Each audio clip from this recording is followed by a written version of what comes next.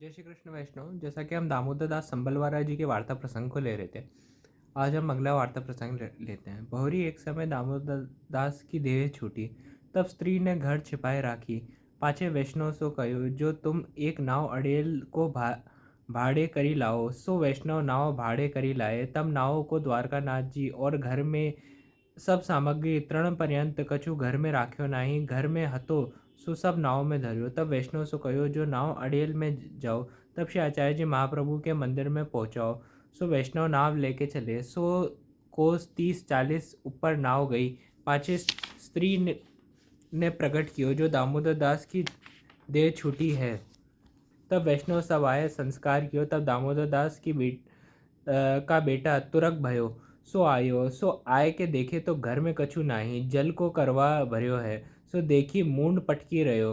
पाछे दामोदर दास को ससुर आयो। तिन्ने बेटी सो कहो, जो बेटी तेने घर में कछु राख्यो नहीं, जो अब तू कहाँ खाएगी। तब वाने कही, जो तुम दोगे सो खाऊंगी। क्षत्रिय लोगन के यहाँ समय सगे सौहदरे कछु देत है, ऐसी ज्ञाति की रीति है। तब दामोदर दास की स्त्री ने जलपान न कर्यो।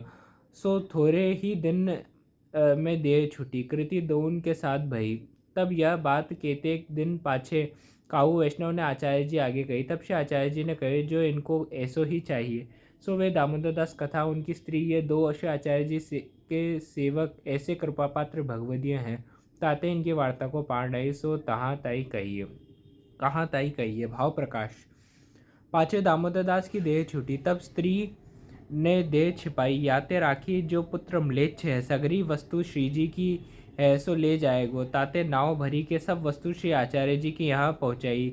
जब कोस 40 नाव गई, तब स्त्री ने जाहिर कियो, ससुर आदि ज्ञाति के सबन दामोदर दास की देह को संस्कार कियो। पाछे बेटा दोरी के आयो, और देखे तो माटी के करुआ जल सो भरे और कछु है नहीं। जब खबर पाई, तब नाव लेके दौड़्यो, परंतु पायो नहीं। तब माथो पीटी रह्यो। या में यह जतायो, जो लौकिक कोई है, क्या अलौकिक वस्तु लेन को उपाय करे, सो दुखी पावे, परंतु हाथ लागे नहीं। और ससुर ने कहो, कछु राख्यो नहीं, अब तू कहाँ खाएगी। यह लौकिक पूछ्यो। तब स्त्री ने अलौकिक बात कही, जो तुम दोगे सो खाऊंगी। यह समय क्षत्रिय लोगन में देत हैं, तासो निर्वाह करूंगी। ताको अर्थ यह कि श्री ठाकुर जी पधारे, सो बिना घर की वस्तु कैसे लेऊं। अलौकिक वस्तु के संग गई सेवा, बिना मैं लौकिक हूँ, सो लौकिक सो निर्वाह करूंगी। या प्रकाश स्त्री हूँ, देह छोड़ी दियो, क्रिया कर्म सब दामोदर दास के संग भयो। अब क्या होता है वैष्णव कि कितने दिनों में श्री दामोदर दास संबलवारा जी जो है वो हरिशरण हो जाते हैं। और जैसा कि हमने पूर्व प्रसंग में जाना था कि दामोदर दास संबलवारा जी के जो पुत्र हुआ, वो पुत्र अपने आप में म्लेच्छ हुआ और कालांतर में वो एक तुर्क बन गया। पुत्र जो था वो अपने आप में दुष्ट प्रवृत्ति का था। तो संबलवारा जी की जो स्त्री थी, उन्हें लगा कि अपने आप में दामोदर दास संबलवारा जी ने द्वारका नाथ जी के लिए इतनी बड़ी धन संपदा और ऐश्वर्य जो रखा है, प्रभु के सारे धन संपदा ऐश्वर्य और जो भी उन्होंने साहित्य बसाया है, उस सारे साहित्य का गलत इस्तेमाल जो है वो उनका तुर्क बेटा कर देगा। और प्रभु की सारी वस्तु जो है वो अपने तरीके से हड़प लेगा। इसीलिए दामोदर दास संबलवारा जी की जो स्त्री थी, उन्होंने जल्द ही किसी को बताया नहीं। जैसे दामोदर दास जी की देह छूटी, कुछ वैष्णवों को बताया और कहा कि जल्दी से जल्दी एक नाव बनाइए, जिसमें दामोदर दास संबलवारा जी ने जितना साहित्य बसाया था प्रभु के लिए, वो एक उनके साथ जो सेवा में उनके घर पे लौंडी थी वो, और उनके साथ जितना साथ साहित्य के साथ द्वारका नाथ जी को उस नाव में पधरा के श्री महाप्रभु जी के घर अड़ेल में उस नाव को भेजने को कहा। तो नाव के साथ सभी साहित्य को भी लेकर लौंडी के साथ अड़ेल को वो नाव भिजवा दी।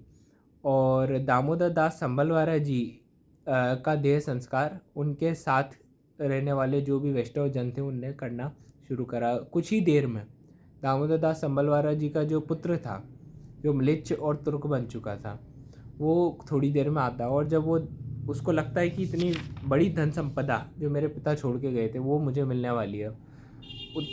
देखता है तो उसको कुछ नहीं मिलता और बहुत ही रीझता है वो कि मात्र एक करवा माटी का वो जल से भरा हुआ रखा था घर में और सब चीज़ें जो है वो ख़त्म हो गई थी, क्योंकि जो दामोदर दास जी की स्त्री थी उनने कुछ भी घर में शेष नहीं रखा, सब कुछ श्री महाप्रभु जी के घर अड़ेल पठा दिया।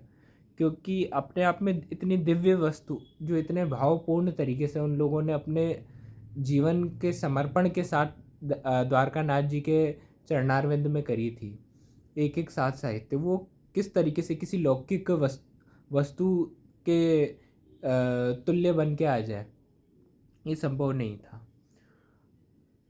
क्योंकि दामोदर दास संबलवारा जी के घर का सारा साथ साहित्य चला गया था और उनके घर का सारा वैभव चला गया था, तो उनके ससुर जी ने उनकी बेटी से पूछा कि अब आप क्या खाओगी पियोगी, क्योंकि आपने तो सब कुछ जो है वो दामोदर दास जी की सारी धन संपदा जो है वो अड़ेल भिजवा दी। तो उन्होंने कहा कि हमारे क्षत्रियों में एक ज्ञाति है कि इस समय में बेटी के पिता जो हैं वो जो खाने को देते हैं वही हम लेते हैं। अब इसमें भाव प्रसंग में बहुत अद्भुत चीज़ जो है वो अपने आप में हरिराय जी कह रहे हैं। और ससुर ने कहो कछु राख्यो नहीं, अब तू कहाँ खाएगी, यह लौकिक पूछो कि अब तुम खाओगी क्या, अपने जीवन का निर्वाह कैसे करोगी।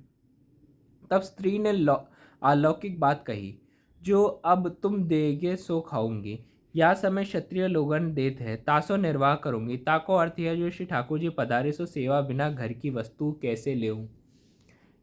जब घर में सेवा ही नहीं विराज रही तो प्रभु की जितनी समर्पित वस्तु थी उसको मैं किस प्रकार से ले सकती हूँ। अलौकिक वस्तु के संग गई सेवा, बिना मैं लौकिक हूँ। बिना सेवा के जीव जो कितना लौकिक हो जाता है और किस प्रकार की उन्होंने अपनी दशा का वर्णन यहाँ पे दामोदर दास संबलवारा जी की स्त्री ने करा है। सो लौकिक सो निर्वाह करूँगी, या प्रकार स्त्री नेहू देव छोड़ दियो। ये वैष्णव धर्म की सबसे बड़ी जीवन की अनुभूति है कि जब जीव जो है प्रभु की सेवा और प्रभु के नाम स्मरण के बिना रह नहीं सकता। जिस प्रकार दामोदर दास संबलवारा जी की स्त्री का यहाँ पे दशा हुई कि बिना श्री द्वारकानाथ प्रभु की सेवा के कुछ ही समय में उनका भी देह छूट गया, क्रिया कर्म सब दामोदर दास जी के संग उनका करा गया। अब लौंडी की वार्ता जो अड़ेल में श्री महाप्रभु जी के पास नाव के में भेजी थी उनकी वार्ता। और वह लौंडी बड़ी भगवदीय हती, ताकि वार्ता नहीं लिखी, सो याते श्री यमुना जी की सखी है। लीला में इनको नाम कृष्णा वेसनी है, सदा कृष्ण के स्वरूप में आवेश रहतो। सो द्वापर में विदुर जी की स्त्री यह लौंडी हती। सो श्री ठाकुर जी को अत्यंत स्नेह, विदुर जी के घर बिना बुलाए जाते। सो अब दामोदर दास की यहाँ आई, सो लौंडी दामोदर दास के ब्याह में आई, या को पुष्टि संबंध भयो, मानसी में मग्न रहती। ये जो लौंडी थी इनका लीला में नाम कृष्णा वेसनी था, सदा कृष्ण के स्वरूप में हर समय आवेश में हर समय रहने वाली। द्वापर लीला में जैसे कि हमें पता चलता है विदुर जी की जो पत्नी थी जिनके यहाँ पे प्रभु बिना पूछे अपने आप सहज में पहुँच जाया करते थे और जिनने प्रभु के आवेश में इस प्रकार से मग्न हो जाया करती थी कि वो ये तक भूल गई कि प्रभु को केले धरा रही हैं या केले के छिलके धरा रही है, और प्रभु भी उस भगवत आवेश में आकर, भक्त के आवेश में आकर उस केले के छिलकों को खा रहे थे। ये वही कृष्णा वेसनी जी जो हैं वो इस जन्म में पुष्टि के संबंध को प्राप्त करके जो हैं वो दामोदर दास संबलवारा जी के घर पे श्री द्वारकानाथ प्रभु की सेवा के सुखाड़ थहीं। एक दिना दामोदर दास सेवा करत में मन में आई, जो नकास में जाई घोड़ा खरीदिए। ताही समय एक वैष्णव दामोदर दास को मिलन को आए। तब लौंडी ने कही, नकास में घोड़ा खरीदन गए हैं। तब वह वैष्णव चलियो गयो। पाछे यह बात काहू ने दामोदर दास से कही, जो तुम सेवा में हते। लौंडी ने ऐसी कही। तब दामोदर दास लौंडी से पूछी। तब लौंडी ने कही, तिहारो मन वा समय कहाँ हतो, वहाँ मन तहाँ दे जानियो। तब दामोदर दास चुप हो ही रहे। अब एक बार क्या होता है, दामोदर दास संबलवारा जी जो है द्वारकाधीश जी की सेवा में थे और उनके मन में कहीं ना कहीं जो अपन आज के समय पे भी बहुत प्रख्यात चीज़ है कि घोड़ों के ऊपर पैसा लगाते हैं, तो उनके दिमाग में वो चीज़ चल रही थी। उस समय दामोदर दास जी से कोई मिलने के लिए आया था, उनका परिचित। तो उनने लौंडी से पूछा कि दामोदर दास जी जो है वो कहाँ पे, तो उन्होंने बोला वो तो घोड़े बेचने गए। और दामोदर दास जी को जब पता चला कि वो बाहर सेवा से निवृत्त होकर आए, तो उन्होंने बोला कि ऐसा क्यों बोला कि मैं घोड़े बेचने। उन्होंने बोला आपका मन तो घोड़े बेचने में ही लगा हुआ तो उस समय, जहाँ तिहारो मन व समय कहाँ हतो, जो मन तहाँ देह जानिए। जहाँ पे जीव का मन होता है तभी अपन बोलते चेतस्तत् प्रवणम सेवा तत्सेव्यई तनु वित्तजा। तनु और वित्तजा का विनियोग करना है, पर साथ में मन को बहुत जरूरी एकाग्र करना है। जब तक मन एकाग्र करके नहीं करेंगे तब तब और मात्र तनुजा और वित्तजा करेंगे, तीनों को साथ में लेके, तीनों के इंटीग्रेशन को लेके चल रहा है। जब तक इंटीग्रेशन नहीं होगा तब तक दिक्कत रहेगी। तत्सेव्यई तनु वित्तजा चेतस्तत् प्रवणम सेवा। चित्त का पूरी तरीके से कृष्ण में विनियोग होना चाहिए, तब तक सेवा अधूरी ही है। जो जब नाव में सगरी सामग्री धरी, तामे सामग्री सदृश लौंडी हु है, सो वह नाव पर द्वारकानाथ जी के संग गई। तब से आचार्य जी सो वैष्णव ने आई कही, जो महाराज द्वारकानाथ जी वैभव सहित पधारे, वासा में गोपीनाथ जी ढांढ हते। तब गोपीनाथ जी कहे लक्ष्मी सहित नारायण पधारे। तब से आचार्य जी कहे कि वैभव ठाकुर को देखी तिहारो मन प्रसन्न भयो। तब गोपीनाथ जी कहे तिहारो काहि के, श्री ठाकुर जी की वस्तु में अपनो मन करेगो तो वाको निर्मूल नाश जाएगो। तब से आचार्य जी कहे जो हमारो मार्ग तो ऐसे ही है, सो द्रव्य में कछुक गोपीनाथ जी प्रसन्न भय हते, सो एक पुत्र भयो परंतु वंश नाही चाल्यो। पाछे श्री आचार्य जी वैष्णव को आज्ञा किए कि सगरी सामग्री श्री यमुना जी में पधराई देव, श्री द्वारकानाथ जी को हमारे घर लाओ। तब वह लौंडी हु सामग्री रूप है, सो देह सहित श्री यमुना जी के पास चली गई।